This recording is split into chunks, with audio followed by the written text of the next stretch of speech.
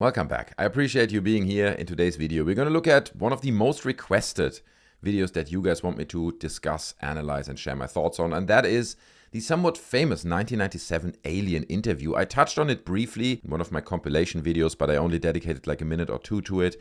Today, I want to do somewhat of a deep dive. I really want to get into it because for some reason, loads of UFO believers still list this footage as like one of the most credible pieces of film out there when it comes to UFOs and aliens, when at the same time, there are so many inconsistencies and questions around it that I really felt like I need to dedicate a video to it, break it down to you guys, and analyze it in a bit more depth. Now, I'm going to break this video down into three parts. The first part is going to be like, what is the alien interview? What is the footage? What is the background? How did we get it? Then we will look at the footage itself, analyze it, and then by the end of the video, I want to deep dive a little bit into the persona of Victor, the alleged whistleblower who actually gave us the footage, because there's a bunch of theories out there that are really interesting and entertaining of who might be behind the persona of Victor. So if you only want to see one part of what I just described, then please make sure you use the timestamps. I'm going to put chapters on this video, so if you only want to see me talking about who the persona of Victor is, feel free to jump to that segment now. But let's get started. The alien interview footage originated and was first shown in a documentary that was released in 1997 called Area 51, The Alien Interview Special Edition. So there's an original edition and there's apparently also a special edition. And that documentary really features the who is who of the alien movement at the time, including people like Bob Lazar, Art Bell is in it, David Adair is in it. It is hosted by Steven Willians, right? He's the face of it all. So you can see they really put effort into this lineup. It's not some kind of unknown piece of footage. It is really considered somewhat of a classic in the world of ufology, and I'm sure a lot of you guys have seen it. It was also promoted and mentioned on Coast to Coast AM, again, linking back to Art Bell, and it is currently available on YouTube. So I will put the link to the full 1.5 hour documentary down in the description. Every now and then it does get deleted. At the moment, the link I'm putting in there works. If you're watching this a year later maybe and you realize, oh, it's been deleted, then please leave a comment. I'll see if I can find a better or replacement link and replace it in the description again. So it is hopefully always available for you guys to watch in full length. Now, the documentary itself deals with, at this point, mostly debunked claims around Roswell and the Majestic 12 and Area 51. And it is mostly focused around this elusive alleged whistleblower calling himself Victor, who claims that he has been working at Area 51 and S4, and during an effort of the government to digitize loads of classified footage at the time, he was able to leak the alien interview film from Area 51 and make a copy of it, which is the footage that is shown in this documentary of the alleged alien being interviewed. Now, it also has to be said that a lot of this documentary and the content and the lore around it, for lack of a better word, links back to Bob Lazar's claims around S4. I mean, not only do they mention and show Bob Lazar and link back to his story, also the way they portray Victor, the way he speaks about S4, down to the way they present him, right? With him looking like you see it here, just being this black silhouette with a distorted voice talking about his experience at S4. It is all very reminiscent of how Bob Lazar presented himself first when he went on TV and didn't show his face in this first interview. I think it linked back to George Knapp. So everything we see in this documentary very much links back to the same lore, the same world of ufology that has been pre-built by Bob Lazar. Now, it has to be said that there is also a 2008 follow-up documentary to this original film we're looking at right now, but I don't want to talk about it because in that documentary, they really amped the BS up to 11, okay, for lack of a better word. In that one, Victor comes back, he talks loads about like complete new age nonsense about the end of times. It's all overly dramatic. I mean, even more dramatic than we see it in this documentary. He claims that Donald Rumsfeld has been aware of this alien interview since 1974 and that Rumsfeld was planning to leave Earth in order to escape, and it's getting all a bit far out there in my personal opinion. So I'm going to ignore the 2008 update and follow-up documentary and instead only focus on this piece of footage we see here, that documentary, and specifically the alien interview. Now, the problem that I have with it, and one reason why I want to do this video, is because true believers often claim that no one has outright debunked this film, so therefore it must be true. And that is just a logical fallacy. That's not how it works. There are so many inconsistencies and questions around this footage. So I think the best thing is that we just dive into it. Let's look at the footage, and it has to be said that in this documentary, they're really stretching it out, man. They're stretching it like chewing gum. It's like it takes 34 minutes or whatever before they even get into the the footage of the alien interview, and they just give all kinds of weird, unrelated background in the beginning, all kinds of footage, and they're just talking and talking without getting to the point. But then at, what is it, minute 32, 33 here, they're finally getting into the interview. Now, you have Victor, the alleged whistleblower, narrating over the footage. This shows the creature, the alleged alien, in the S4 interrogation suite, as he says it. And I want to look at this footage with you guys and analyze a little bit. So what do we see here? We see a classic alien, right? It looks generic. It's a gray. It's got the big head, the black eyes. It's got skin color between green and gray or something. And it seems to be interviewed, right? They're asking him questions, and it is conveniently dark. It is, in fact, so dark that you can barely see the face, and you get this flickering effect, right? Because the lighting conditions are so bad, and obviously whenever this was recorded, camera technology was not great. So the camera is even struggling to capture the little bit of detail that is actually there. And I mean, that already in and of itself raises all kinds of questions. The argument they're making in the documentary about why it's dark is because the alien is very sensitive to light. It just can't handle the bright light, so we have to keep it all hidden in darkness. But I mean, dude, let's be honest, man. Here you have what? One of the most valuable, rare creatures on this planet.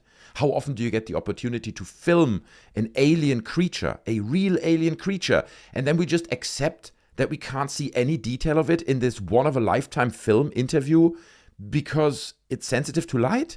Like, it makes no sense. Why don't you have high-tech, expensive night vision cameras and low-light equipment there? I mean, you're the government, right? Like, money doesn't play a role. You could have the best cameras of the time to capture it, but instead, it pretty much looks like just a regular VHS camera filming this, not capturing any detail of the creature. It makes no sense. Now, at some point, which is happening right now, you can see the alien starts to wriggle around and to somewhat shake. I don't know if it's coughing. People are theorizing that it's actually coughing or something because you see his mouth opening there a little bit. But it starts to feel unwell, right? That's the narrative of the documentary. And we have these medics entering the scene. You'll see them here on the right-hand side. They're starting to obstruct light. The alien is tilting its head.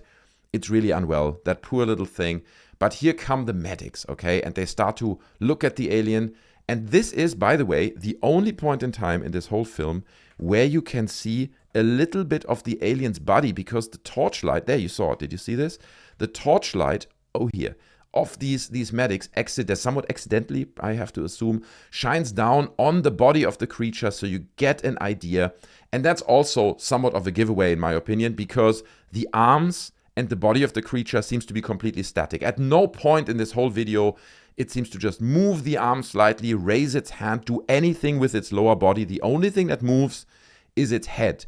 And the head, to me, especially if you look at the beginning of the footage, very much looks like it's like a head balancing on some kind of pivot point. Does that make sense? It's like a head sitting on so like these bobblehead creatures. It has a very similar movement to these bobblehead figurines that you can buy.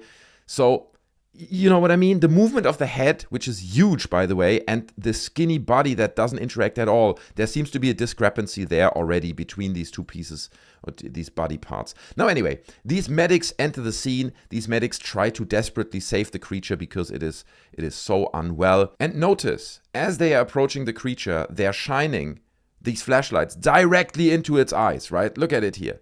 The light goes directly into its eyes. The creature is not flinching. There is no recoil, anything from the creature, any reaction in that way. Keep in mind, the creature is supposedly very sensitive to light.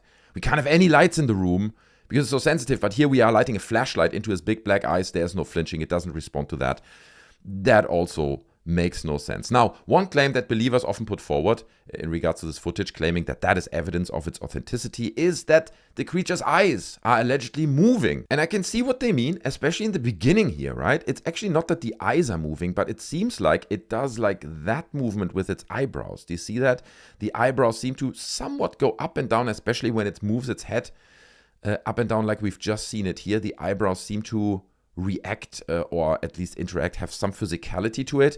Well, it seems like that is more of an optical illusion than actually the eyes of the creature really moving. Someone went through the effort of, like, quite roughly replicating the creature you see in the video, and you can see that on the left-hand side here in that image, the eye seems bigger than the eye in the right image. And that is because the eyebrow is protruding somewhat far over the eye itself. And now if you move your head up and down, it will look like, especially in these low lighting, grainy conditions filmed with a potato camera, as if the eyebrow covers more or less of the eye, and with that giving the illusion of the eyebrow going up and down, when actually it is just a play on perspective. The creature's head moves down, the eyebrow now protrudes slightly further, and due to the angle, it now seems like it is covering more of the eye when actually it's just an optical illusion. So I'm pretty confident that the whole "it's moving its eye" argument falls flat. Another argument that's often brought forward by believers is that it's opening its mouth, and I briefly mentioned this in the beginning. It is true, especially in the very early part of it here, where it starts to kind of cough, or at least you can clearly see it's opening its mouth, right? But to that I would say, look, we're in 1997 or even earlier. CGI was not in a place where you could animate something like that convincingly. It wouldn't look as good as this does. So we have to assume if it is fake, it is most likely a puppet. Now, how difficult, if you build a puppet like that already, is it to have a little slit moving, right? These are not like very complex movements of muscles and jaws and stuff. Keep in mind, most of these details are hidden within the darkness anyway, but it is actually really just a little slit moving up and down. And to have a feature like that on a puppet is not unthinkable. It is fairly easy to achieve. So I would say, what you see here, this creature moving its mouth and opening its mouth slightly is evidence for the footage actually being real. I don't know. To me, overall, this head, besides the mouth movement and this optical illusion with the eyebrows, seems very static. You know, there is no eyelids or anything. There's no muscle movement. You don't really see any details of the creature that would tell me that this is real. This is an actual, real, organic, physical creature. I think, to me, it very much looks like a puppet. Now, a few words about this medical stuff. First of all, they're really not treating this creature with any care, right? They're almost manhandling it. They are not sensitive, they're not careful about it, and they seem, in what they're doing, in my opinion, completely incompetent. It seems like they're not doing any actual medical investigation. Instead, they just act out some random procedures. You know, they shine a light into the eye, they touch his face in random places, they wipe over his mouth a little bit. Nobody knows what they're exactly doing there. And it feels much more like a bunch of actors acting out a medical investigation of an alien rather than doing anything that actually makes sense from a medical point of view. And then also they're not protecting themselves very well. They're not wearing hazmat suits or any proper protection. They're just wearing like rubber gloves and a bit of a mask. It looks like they're wearing costumes. They're wearing costumes that you can get for medical staff, like the basic outfit if you're producing a film on a budget. That's how this looks to me. Also then, the performance of the actor, or of the guy claiming to be Victor, this alleged whistleblower, is just not very convincing and credible. Let's be honest. Bob Lazar did a great job with that. It was very credible, but Victor, the way he talks, the way he expresses himself, it just doesn't seem credible to me. And at one point, he even claims to terminate the interview because he's been asked a question that wasn't previously agreed upon. Then he's like, a minute later, he's like, no, okay, we continue the interview. I've changed my mind, and he comes back. So it's like, I don't know, man. Like, that just doesn't make sense to me either. And then beyond all that, just as a kind of closing point, all these instruments on the table here, they've been analyzed by medical professionals and scientists. And a lot of it just seems completely irrelevant. It's not instruments that you would use to monitor the heartbeat, analyze the language or the noises or anything like that. It's just random medical and scientific instruments that are on the table more for theatrical purposes, it seems like, at least, than anything else. So that's the footage itself. I mean, there's so many inconsistencies, to me at least. It doesn't make much sense, but then there are additional inconsistencies as well. Like, for example, Victor, this whistleblower, allegedly went to Tom Coleman with his information. Now, Tom Coleman is not exactly a high-profile producer, someone that you would go to if you would have exclusive world-changing footage like that. The most notable movies he's been part of is Garbage Pail Kids and Teen Wolf, which are coincidentally films that both heavily rely on makeup, on special effects, on puppetry. Also, both the director and the writer of the film, which are listed on their IMDb page, there's an IMDb page about the alien interview, both seem to have somewhat of a knack for creating horror films, right? Like, let's just look at the director here, some of the work that he creates: Night of the Living Dead 3D, Nightmares in Red, American Grindhouse, Night of the Living Dead, Nightmare Hostel, and arguably the alien interview film has cues of horror as well, and unease at least. Maybe not horror, but like It tries to create a sense of unease with the music and the vibe it's setting. So Tom Coleman, being famous for makeup, special effects and puppetry movies, the director that's listed for this film having a history of making unsettling horror movies, you know what I mean? It just feels like a lot of these pieces are falling into place and start to make somewhat more sense than an alien being interviewed in the S4 interrogation suite. And then in the documentary itself, they bring in a whole bunch of experts, right? Alleged experts that are now giving testimony to the authenticity of the film, analyzing it and sharing whether they think it's real or not. And that list of experts is also, it's amazing. It's somewhat hilarious, to be honest. They include people like David Adair. If you are not familiar with who David Adair is, he's a ufologist, but he claims that as a kid, he was witnessing like this organic living creature that was a UFO, right? So it wasn't a machined UFO. It was actually a living creature. Amazing story, but obviously not necessarily the best and amazing source to evaluate the credibility of this alien interview. They have Robert Dean, one of the most notorious ufologists, stating that he's convinced the footage is real. They have Sean David Morton, who's also a ufologist, a psychic, and a scammer, and allegedly a felon as well. And guess what? He's also giving testimony that he thinks the footage is real. Michael Hesemann, German ufologist. Whitley Strieber, I don't need to talk about him, everyone knows who that is, and Art Bell as well. In fairness, there's also a bunch of people who put a little bit of scrutiny about it. Not everyone is just falling in place and is completely unhinged, but there's Tom Diletoso, who questions, Victor's statements. Then there's John Criswell and Rick Baker, and these are all people, like he's, for example, a veteran makeup artist, and he's convinced that the alien is a puppet because of its jerky movement and suspiciously bad lighting. But the majority of experts they're bringing in all agree it's real. All of it is real. Now, let's look at Victor. Let's look at who this guy might be. And there are some recent developments because there's a brand new documentary that tries to shed some light on the identity of Victor. But before we get into that, I just want to lose a few words about whistleblowers in general, okay? We have seen what happens to serious whistleblowers that reveal genuine secrets of the United States government. We've seen what happened to Edward Snowden. We've seen what happened to Julian Assange. One spent, whatever the time was, 15 years in the Ecuadorian embassy in London, couldn't come out because he would be hunted down by the United States and arrested. The other one is living in Russia ever since, probably never being able to re-enter the United States without getting arrested. So we know what happens to real whistleblowers. However, Victor, ever since his appearance in the 1997 documentary, seems fine, right? He came back in another follow-up documentary in 2008 and he's fine. And in fact, he seems to be quite relaxed about talking about these things. And he's not giving me a sense of imminence, right? That he's hunted down by the government, which would certainly be the case if you would reveal serious information like that and they would be authentic. Now, when it comes to the identity of Victor, there are some really interesting theories out there. I don't think it has ever been conclusively proven who Victor was, and for all we know, it might have been just a hired actor.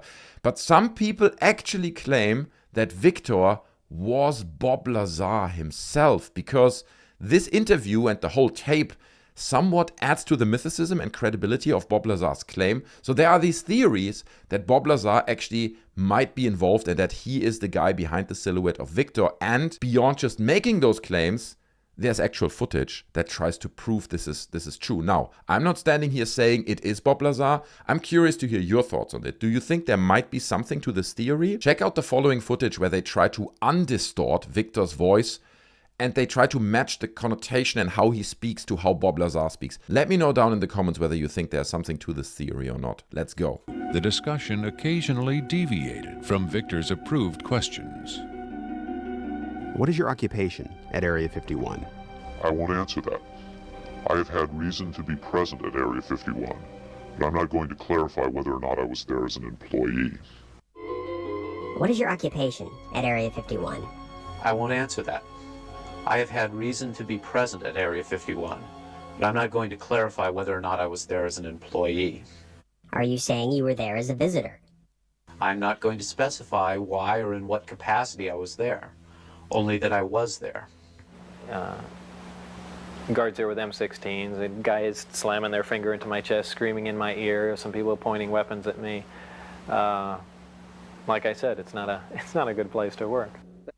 I'll link this video amongst everything else we've been looking at down in the description as well, so you can check it out yourself. Let me know whether there's any legitimacy in your opinion to that claim that it might be Bob Lazar. I think To me, it sounds somewhat different. I understand that when you try to undistort, so to say, the footage and the voice, you only can go so far, but it does not sound like Bob Lazar to me.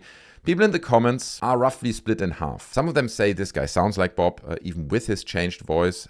This is Bob Lazar. While others say it doesn't sound like Bob to me, especially the way he says his s's. So people are split on it. By no means is this any evidence that Bob was involved in this. But again, let me know your thoughts in the comments. Now, another claim, another theory of who might be behind the character of Victor is that it could be Bob Dean. Now, Bob Dean, if you're not familiar, is a somewhat famous ufologist. Unfortunately, he died in October 2018, but he was featured in most UFO documentaries as well, like one of those faces that keeps popping up whenever anyone talks about UFOs. But the evidence on that is somewhat elusive at best. You can see here people are matching his tie that he wore in some images to the tie here. And I mean, arguably, that tie is almost identical, but then again, anyone can wear that tie. And at that point, we can go only after like basic visual cues that we have. Like it looks like Victor is bearded because there's like weird hair protruding from all around his head. But again, is that conclusive evidence that Victor is actually Bob Dean? I wouldn't say so. It is just another theory I want to put out there. And then more recently,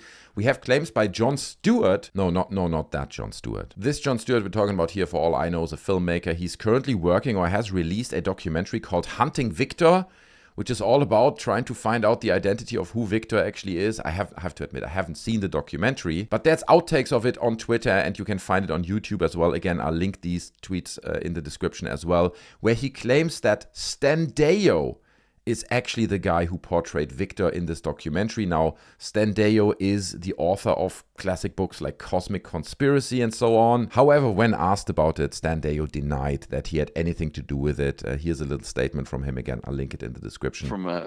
From John and from other people that he was saying, it was this guy Victor. I don't even know about the Victor video, and apparently I guess he's got hold of a video where I said that I interviewed an alien, and I didn't. I don't even, the closest I've come to an alien is the Nordic characters that possibly were in the United Nations group.